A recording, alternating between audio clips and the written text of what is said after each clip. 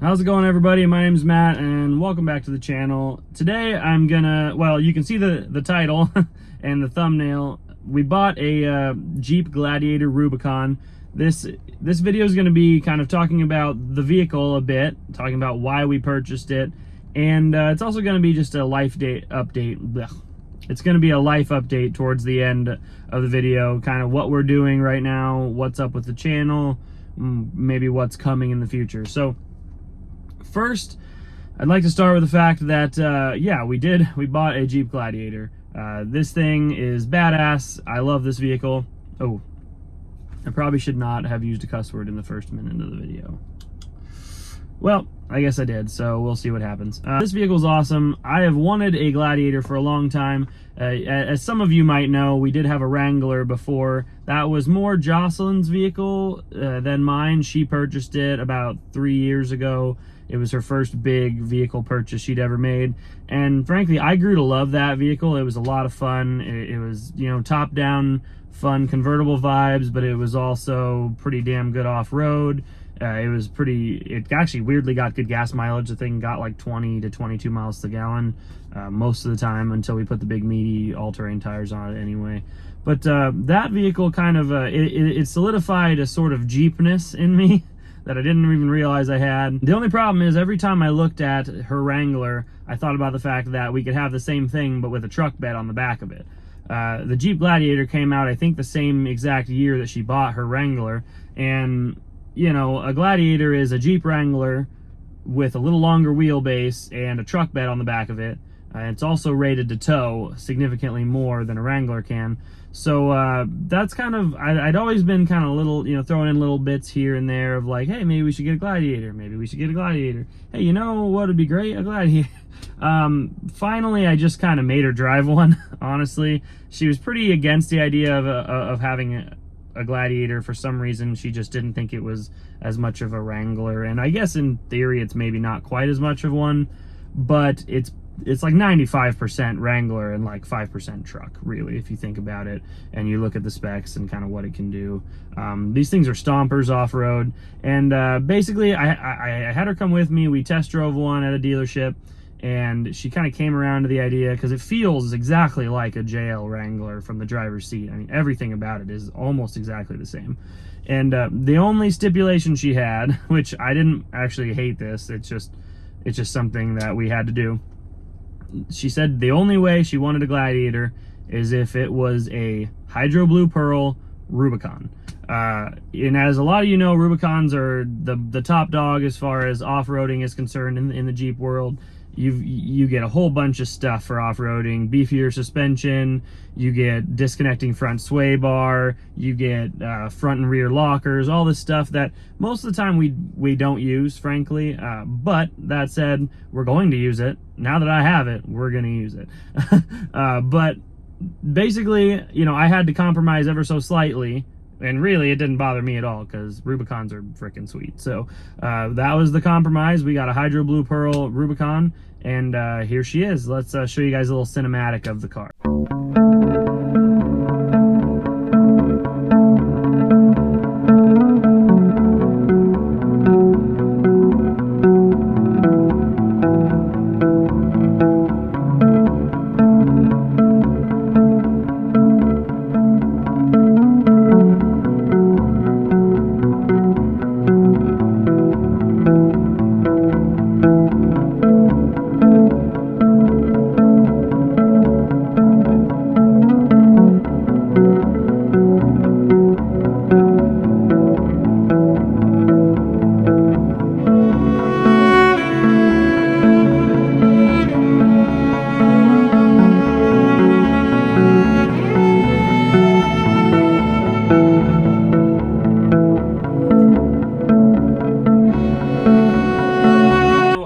Go for a drive with you guys and talk about our purchase, and as we go, I'm going to kind of segue a little bit into what's happening with the channel as well, because I'm not a huge channel. I don't need to make multiple videos about everything that's going on. Each one of those would be 2 minutes long and you guys wouldn't really get a real update. So, all right, we're taking off in the Jeep Gladiator Rubicon. So as some of you might have noticed in the little cinematic, this vehicle is a soft top. Now, a lot of people, I feel like this is one thing that I find odd about, you know, Wrangler owners, and also just about people that don't own Wranglers but have opinions about them. So many people say to buy the hard tops. Like everyone, every dealership is like, oh, you really want a hard top? Oh, you know, a hard top's just going to be a lot better for daily life, you know, better for winter, blah, blah, blah. You know, get a hard top. Oh, don't you want a hard top with that thing in the winter? Yeah, like I've heard it numerous times, and like I shouldn't, like, I'm not making fun of that idea, I guess. But to me, it doesn't make sense, because Wranglers are like one of the biggest cool things about them is that they are a convertible. Adding the hardtop in makes it, in my opinion, less of a convertible, but really not much more practical. We've lived through, oh, I probably shouldn't have done this, but I'm going off-roading slightly. They have a little, there's literally a barrier saying don't go through here, and I'm gonna do it anyway because I have a Wrangler pickup truck. I just went around a barricade saying, like, don't go through here. I don't know if you guys could see it through the window, but this is just kind of fun. But where was I? Okay, so Wranglers are convertibles. In my opinion, that's a big factor in buying them, is like, you should want the convertible aspect of that vehicle. My wife and I, we just love convertibles. We put the top down basically any chance we can get. So we specifically wanted a soft top. Unfortunately, it's not quite as easy to find soft tops, because a lot of the dealerships, I think, order them with hard tops. I have my opinions about why they do that. You know, basically, I think they do it to make more money. The hard tops cost more money. Now, I don't know if that's actually true. It might just be because it helps them sell better. I have no idea. But we had to go all the way to Wisconsin for this specific vehicle. Our like necessities were Rubicon, hydro blue pearl color, and soft top. And one that it wasn't quite, I guess, a necessity, but it was an option my wife really wanted, was leather seats. And for some reason, you know, there's just not a lot of that specific combination out there. So we ended up driving about 4 hours to get this vehicle. I will say, like, some of the options we didn't really need. Like, you don't need leather, but we both really like it. It's a really comfortable, like, kind of addition, and it makes the vehicle feel a lot nicer inside than maybe some people might think it is. But so we went 4 hours to Wisconsin to buy this vehicle. It's just got a couple other options. It has a tow package, of course, so it is rated to tow 7,000 pounds, and it has the color matched fenders, which I'm kind of one way or another about. I don't really care that much. And I think technically it has this optional front blacked out grille, which, whatever, you know, it looks kind of cool, so I'm happy with it. This was all the options we really wanted, and then a couple extras that were kind of just, they were there, and we had to pay a little more for them, but it wasn't that big a deal because, well, basically the whole reason we bought this vehicle when we did is, I don't know if they're still doing it or not. We purchased this about a month ago, but when we bought it, there were huge incentives on Jeep Gladiators. So some of you are going to look this up and then basically think we're like buying more vehicle than we need and spending excessive amounts of money and things, because this vehicle was, yeah, the MSRP on this is expensive. The MSRP on this thing was $62,000. And if somebody had told me 10 years ago that at 28 years old I'd be buying a $62,000 vehicle, I would have laughed in their face, because frankly that's absurd to me. It's a very expensive vehicle. But the reason it worked out, for one thing, is because Jeep has huge incentives right now. We basically got $7,000 on the, we got $6,000 on the hood for this vehicle. There was a $3,000 incentive from Jeep for all Gladiators, and then there was also an extra $3,000 like bonus cash thing going on if you traded in like a 2018 or 19 and up vehicle at all. And so we happened to be trading in a 2020 Wrangler, and we ended up just getting $6,000 off MSRP on this. Plus they gave us pretty strong money on trade-in for her Wrangler, and what ended up happening is we ended up, you know, being able to finance a reasonable amount on a pretty expensive vehicle, and we were just happy to do it. Frankly, this vehicle got us everything great about her Wrangler, but it also got us the addition of a truck bed for utility purposes and a tow rating that actually I've already put to use for what it's worth. A lot of people say these things suck to tow with, or that they can't really tow that great, but I've already towed my car around. I just went and rented a U-Haul trailer and towed it about a 50-mile loop to see how it did, and actually I think this thing's great at towing. It's not full-size truck towing capability, and it's, you know, a little less stable at high speeds just because it is a solid front axle vehicle. Even without towing anything at 80 miles an hour, it does wander a little bit in its lane and stuff. It's not your typical independent front suspension vehicle.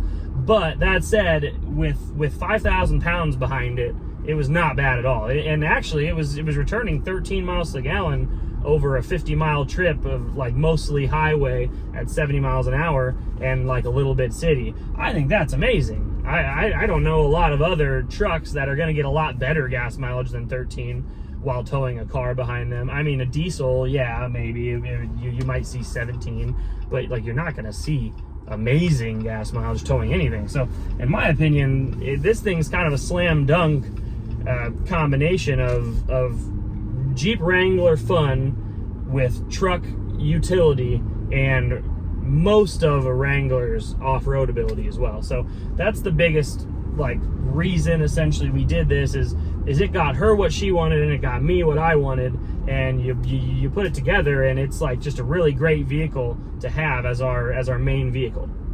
So yeah, anyway, I'm not going to go too much further in depth with this. I'm probably going to make a whole dedicated video about what this car is like to drive and a little review of like different features of it and stuff, and just talk more about the specs of this Gladiator. For the rest of this video today, I just want to talk to you guys more about kind of what's going on in life, because there are a few big things coming in general for me and maybe for the channel, depending on how things go. First of all, I'm going to say like life is busy and life's pretty expensive these days. I haven't been making as many YouTube videos, frankly, because, you know, real life to me matters more than making, you know, content for the world to see about me. You know, I have to live my life first, and then I have to make content second as I decide I want to. So, but I have probably 4 or 5 videos just kind of like mostly edited. I need to just finish here soon and start posting them out there. And the biggest thing right now is we're going travel nursing again. Some of you know that I'm a travel nurse. It's probably not very many of you. Most of my videos don't have a long-standing following of people watching them. But for those of you who are curious, you know, I'm a traveling nurse. We have managed to live in quite a few different states over the last few years. And finally, I got my license for California, and we're going to be going to California as I'm going to be a nurse, and my wife is now a travel nursing recruiter, so she works from home. We're going to go live in California with our 2 dogs, and I'm super looking forward to it. I have an assignment already. If I don't know, that it's very unlikely any of you are from that area, but we're going to be living in Concord, California, which is kind of in the Bay Area. And I've decided, well, basically unilaterally, I decided this. I don't know if my wife loves the idea or not, but we're towing the Miata out there with us. That it was a bit of an undertaking, or a bit of a mental gymnastics sort of thing to decide to do that. That Miata is just, I've always liked the idea of having a Miata in California for a while. Some of the best roads in the whole world are in California. Some of the most scenic drives are in California. And most of the biggest like car culture, you know, YouTube car culture sort of things happen in California. So that plus the fact that like the only reason I ever bought my first Miata was because I went to Santa Cruz for like 3 days and I saw hundreds of them. They were everywhere. It was like a revelation to me when I was 19 years old, and I just couldn't help but want one. And honestly, so California really is the reason I bought a Miata. and it seems fitting that now I have a pickup that can tow, that I should take my Miata to California. And for those of you who are already probably thinking it, I could have shipped it. I've already looked into it. It just would have cost about $800 more after accounting for the extra fuel that I'm going to be spending towing to California and things like that. But it's still like towing my own vehicle out there is going to save me about $800, and it also is going to save me the logistics of having to like meet a truck driver to load it on a trailer, and then try to make sure I coordinate getting to California in time to pick it up from wherever we're dropping it off. And I kind of just like didn't love the idea of having to do all that when I know that, you know, the tow rating of my vehicle says I should be able to do it. So why not just do it? That's the thing. Like I feel like basically I'm nutting up or I'm shutting up right now. Like, this vehicle can tow. I've already towed the car once to see what it was like on a U-Haul trailer. It was about a 5,000 pound total load, including trailer and the Miata on it. And the truck didn't miss a beat. Like, it really didn't. I mean, you could tell something was back there, but it didn't miss a beat, and it made me not worried to do it. So pretty much I'm towing the Miata out there. I'm gonna try to do car stuff while I'm in California, planning to be there for 3 months to a year, depending on how contracts work out and all that. Ideally, I just want to be there at least over the winter, and I'd like to go down to Southern California. Maybe if some of the big YouTubers like TJ Hunt end up having some sort of cool meet or something, or anything like that, I'm going to kind of keep an eye on things and see if I can make it out to some of these. I also want to go to the Keynote meet at some point. It's like a Miata specific meet down in the LA area, but you know, there's just a lot coming with California, and I'm going to try to film while I'm doing it. We also, I don't know if I even mentioned this or not back when we did it, but it's not even really an update, I guess, at this point, because we've lived in the house for about, I don't know, 9 months now. But we did buy another house 9 months ago, or 10 months ago, something like. Back in December, we bought another house, a bigger one. We moved into that. That's just little life update for you. It's in the same rough area that we were living in before, so like that doesn't really change a whole lot, but some of the videos you may have noticed like are starting in a different location, and then same size garage, so that kind of stinks, but a lot more house, so we do love that about the place. But for right now, it's still a jumping off point. We're still traveling, we're trying to do our thing, we're trying to experience as much as we can in our 20s before I assume, you know, we're gonna end up settling down and things like that in the future. But yeah, so a lot coming in the next few days, few months, whatever. I don't know how the timeline's gonna work out on YouTube yet, but I'm gonna make a video with a dedicated review of the Jeep Gladiator. I'm gonna make a video actually of the whole route there, like a synopsis of the summary. A synopsis of the synopsis, essentially. No, I'm gonna make a video about what it's like to tow with the Jeep Gladiator. There's already videos out there, but I never really found a perfect, like, equitable video showing what it's like to tow a car long distance in the Gladiator. So I'm gonna make that video. I'm gonna have my Miata on the back. We're gonna have the Gladiator more loaded down than you'd think. I mean, we're probably gonna have 500 to 600 pounds in the Gladiator or more. Well, more than that, I guess, because, you know, we have 2 people, 2 dogs, and all the stuff we need to live is going to be in the truck bed. So I'm going to make that video. I'm going to show you guys what it's like to tow with this thing, and then hopefully in the future when we're in California, I'm going to show you guys what it's like to off-road it for a noob. Like, we've done off-roading, but we've never done super heavy-duty, like go to Rubicon Trail, try to bounce off rocks. We've never done heavy-duty stuff. We're gonna try to dip our toes into that life now that we have a Rubicon. I think it's really, it like begs to do it, so we're gonna do it, you know. And in the future, you'll see videos about that too. So I hope you guys enjoyed this video. I'm gonna cut it now because I'm guessing we're gonna be coming up on like 15 to 20 minutes of video right now. And I hope you guys enjoyed this. I hope you guys look forward to some of the content in the future. And there's probably gonna be some installs and stuff too, because realistically, we're gonna do a couple things to this. I've already put a tonneau cover on it. I probably should have recorded that, but it was so easy, I didn't even think it was necessary. Yeah, anyway, Peace out, guys. Thank you for watching, and stay shifty.